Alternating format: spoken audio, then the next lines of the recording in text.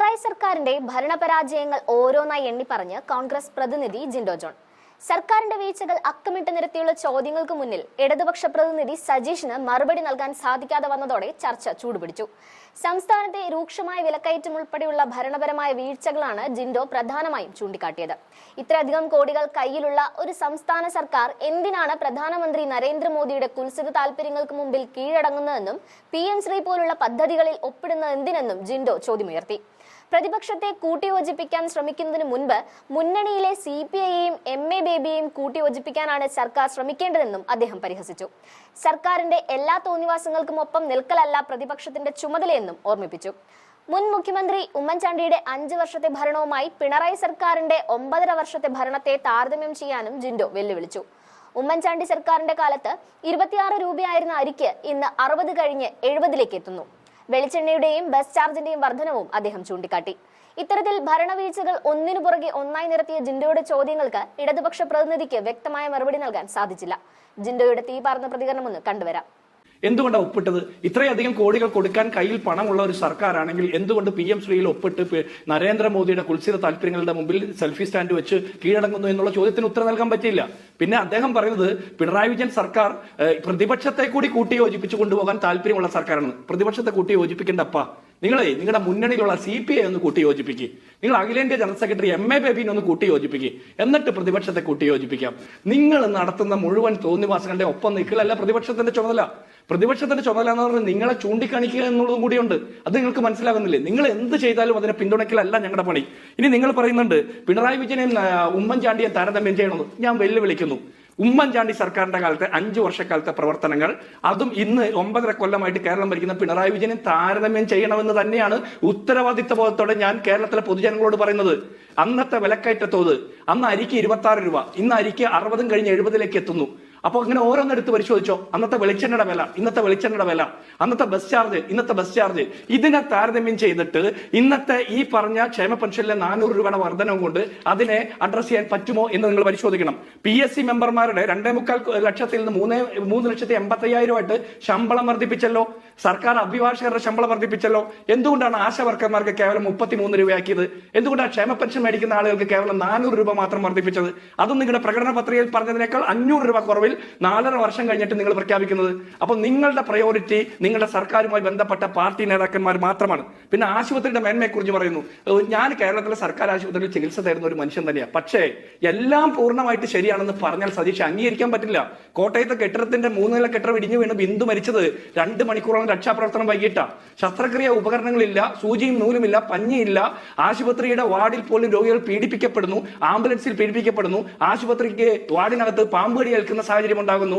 വയറ്റിൽ കത്രികയുമായിട്ട് പോകുന്ന സ്ത്രീകൾ, അത് ഏത് സർക്കാർ ആശുപത്രിയിലെ കത്രികയാണുള്ള തർക്കം വരെ നടക്കുന്ന സാഹചര്യമുണ്ട്. പിന്നെ മരുന്നിനെ കുറിച്ച് താങ്കൾ തന്നെ പറയണം. രൂക്ഷമായിട്ടുള്ള മരുന്ന് ക്ഷാമം ഉണ്ടായപ്പോൾ ആരോഗ്യമന്ത്രി നേരിട്ട് പോയി ചാനൽ ക്യാമറയുമായി മരുന്നിനെ കുറിച്ച് അന്വേഷിക്കാൻ പോയി. കണ്ടെത്തിയോ എവിടെയാ മരുന്നെന്ന്? അത് കണ്ടെത്തി പറയണ്ടേ വീണ ജോർജ്? അത് മാത്രമല്ല 1600 കോടി രൂപയുടെ കാലാവധി കഴിഞ്ഞ മരുന്ന് തിരിച്ച സർക്കാരിന്റെ പേരും കൂടിയാ പിണറായി വിജയൻ സർക്കാർ. PPE കിറ്റ്, മാസ്ക് അഴിമതിയും മെഡിക്കൽ സർവീസ് കോർപ്പറേഷന്റെ 1200 കോടി രൂപയുടെ അഴിമതിയൊന്നും കേരളത്തിലെ ജനങ്ങൾ മറക്കില്ല. മറക്കാതിരിക്കാൻ ഞങ്ങൾ അത് ഓർമ്മപ്പെടുത്തിക്കൊണ്ടിരിക്കും. പിന്നെ ദേശീയപാത, കുറെ മാസങ്ങൾക്ക് ശേഷമാണ് ഇന്നിപ്പോ ഒരു CPMന്റെ പ്രതിനിധി ദേശീയപാതയെ കുറിച്ച് പറയുന്നത്. കഴിഞ്ഞ മഴയത്ത്, പുതുമഴയത്ത് 150 സ്ഥലത്ത് പൊട്ടിപ്പൊളിഞ്ഞ് വെള്ളത്തിൽ ഒഴുകിപ്പോയപ്പോ ദേശീയപാത, പിണറായി വിജയന്റെ ഇച്ഛാശക്തിയായിരുന്ന ദേശീയപാത, അന്ന് മുതൽ നരേന്ദ്രമോദിയുടെ ഇച്ഛിച്ചി എന്ന് പറഞ്ഞ് നിങ്ങൾ മാറ്റിവെച്ചു. ആ ദേശീയപാതയെ കുറിച്ചിട്ടാണ് നിങ്ങൾ ഇപ്പോഴും പറയുന്നത്? ദേശീയപാത സംസ്ഥാന സർക്കാരിന്റെ അഭിമാന നേട്ടമാണെന്ന് നിങ്ങൾ ഇപ്പോൾ പറയുമോ? അങ്ങനെയാണെങ്കിൽ അതിനെക്കുറിച്ച് കേൾക്കാൻ താല്പര്യമുണ്ട്. ഇതൊക്കെ നിങ്ങളുടെ നേട്ടമാണെങ്കിൽ എന്തുകൊണ്ടാണ് ഈ 2ാം പിണറായി സർക്കാരിന്റെ കാലത്ത് നടന്ന സർവ്വ ഉപതെരഞ്ഞെടുപ്പുകളും നിങ്ങൾ തോറ്റുപോയത്? നിങ്ങൾ ജയിച്ചിട്ടുള്ള ചേലക്കരെ പോലും നിങ്ങളുടെ ഭൂരിപക്ഷം 28,000 വോട്ട് കുറയുന്ന സാഹചര്യം എന്തുകൊണ്ടുണ്ടായി? കഴിഞ്ഞ ലോക്സഭാ തെരഞ്ഞെടുപ്പിൽ കണ്ണൂർ പാർലമെന്റിൽ മത്സരിച്ച K. സുധാകരന് പിണറായി വിജയന്റെ സ്വന്തം ബൂത്തിൽ പോലും 22 വോട്ട് അധികം കൈപ്പത്ത് ചിഹ്നത്തിൽ കിട്ടുന്ന സാഹചര്യം എന്തുകൊണ്ടുണ്ടായി? പിണറായി വിജയന്റെ അയൽപക്കത്തുള്ള മനുഷ്യർ പോലും ഈ സംഘപരിവാർ വൽകൃതമായിട്ടുള്ള നരേന്ദ്രമോദിക്ക് മുൻപിൽ മുട്ടിലഴയുന്ന ഈ സർക്കാരിനെതിരെ ചിന്തിക്കാൻ തീരുമാനിച്ചിരിക്കുന്നു. നല്ല മാർക്സിസ്റ്റുകാരും നല്ല കമ്മ്യൂണിസ്റ്റുകാരും കോൺഗ്രസിനെ സ്വീകരിക്കാൻ തയ്യാറായിരിക്കുന്ന ഒരു കാഴ്ച ഉണ്ടാകുമ്പോഴാണ് നിങ്ങൾ ഇതൊക്കെ പറയുന്നത്. നിങ്ങൾ അമ്പലക്കൊള്ള നടത്തിയിട്ടും അതിനെതിരെ മിണ്ടാതിരിക്കുന്ന ചില സാമുദായിക നേതാക്കന്മാർ ഒരു മാസം മുമ്പ് പറഞ്ഞു ഈ സർക്കാർ തുടരുമെന്ന്. പിണറായി വിജയൻ അല്ലാതെ മറ്റൊരു മുഖ്യമന്ത്രിക്കും യോഗ്യതയില്ലെന്ന് പറഞ്ഞു. അമ്പലക്കൊള്ള വന്നപ്പോൾ മിണ്ടാതിരിക്കുകയാണ് അവര്.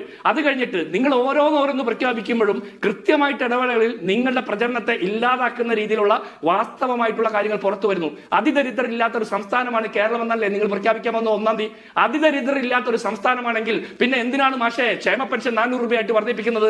എന്തിനാണ് മാഷെ 33 രൂപ ഈ ആശാവർക്കർമാർക്ക് വർദ്ധിപ്പിക്കുന്നത്? അതിദരിദ്രരില്ല, ഇവിടെ സർവ്വസമ്പന്നരായിട്ടുള്ള സുഖലോലുപതയിലാണ് ജീവിക്കുന്നതെങ്കിൽ, ഇവിടെ എല്ലാവർക്കും ഹാപ്പിനെസ് ഇൻഡെക്സിൽ 1-ാം സ്ഥാനത്താണെങ്കിൽ പിന്നെ ഇതിന്റെ ഒന്നും ആവശ്യമില്ലല്ലോ. ഈ ജനക്ഷേമ പ്രവർത്തനങ്ങൾ എന്ന് പറയുന്ന ഈ പ്രഖ്യാപനങ്ങളുടെ ഒന്നും ആവശ്യമില്ലാതെ ആളുകൾ സ്വന്തം നിലയിൽ പണിയെടുത്ത് ജീവിക്കാൻ പറ്റുന്ന സാഹചര്യം ഇവിടെ ഉണ്ടാകണ്ടേ? അങ്ങനെ ഇല്ല എന്നിരിക്കുമ്പോൾ തന്നെ യാതൊരു അടിസ്ഥാന രേഖകളും ഇല്ലാതെ, യാതൊരു പഠനങ്ങളും ഇല്ലാതെ ചൈന കഴിഞ്ഞ ലോകത്തിലെ ആദ്യത്തെ ദരിദ്രരില്ലാത്ത ഒരു നാടാണ് കേരളം എന്ന് നിങ്ങൾ പറയാം. പിന്നെ സ്കൂളുകളെയും ആശുപത്രിയെ കുറിച്ചും പറയുമ്പോൾ പാമ്പ് കടിയേറ്റ് വയനാട്ടിൽ ഒരു കുട്ടി ക്ലാസ് റൂമിനകത്ത് മരിച്ചു. ഉച്ചക്കഞ്ഞി വെക്കുന്നവർക്ക് ശമ്പളം ഇല്ലാത്തതിന്റെ പേരിൽ സമരം ചെയ്തത് ഈ പറഞ്ഞ AITC-യുടെ നേതാവ് KP രാജേന്ദ്രന്റെ നേതൃത്വത്തിലാണ് പാചക തൊഴിലാളികൾ സെക്രട്ടേറിയറ്റിന് പുറത്ത്. അവരോടും കൂടി ഒന്ന് പറഞ്ഞ് ബോധ്യപ്പെടുത്തണത് ഉച്ചക്കഞ്ഞിക്ക് പണമില്ലാത്ത സാഹചര്യത്തെ കുറിച്ചിട്ട്. അതുപോലെ ഓരോന്നും. പിന്നെ താങ്കൾ പറഞ്ഞ ജനസമ്പർക്ക പരിപാടി ഞങ്ങൾ അഭിമാനത്തോടെ പറയും. ഉമ്മൻചാണ്ടി ഒരു ശിപ്പായിക്ക് തുല്യമായിട്ട് നിന്നു എന്ന് നിങ്ങൾ ആക്ഷേപിക്കുന്ന ജനസമ്പർക്ക പരിപാടിയിൽ 10-21 മണിക്കൂർ ഒരു മനുഷ്യൻ കീറി തുന്നിയ കതർ കുപ്പായം പൊട്ടി തുന്നിയ തുകൽ ചെപ്പും ഇട്ട് മനുഷ്യർക്ക് ഒറ്റ ഒപ്പിട്ട് കൊടുത്തപ്പോ അന്നത്തെ വില നിലവാരം വെച്ചിട്ട്, അന്നത്തെ ജീവിത നിലവാരം വെച്ചിട്ട് അങ്ങനെ 10,000-കണക്കിന് മനുഷ്യരുടെ ജീവിതത്തിലേക്ക് തെളിച്ചം പകർന്നു.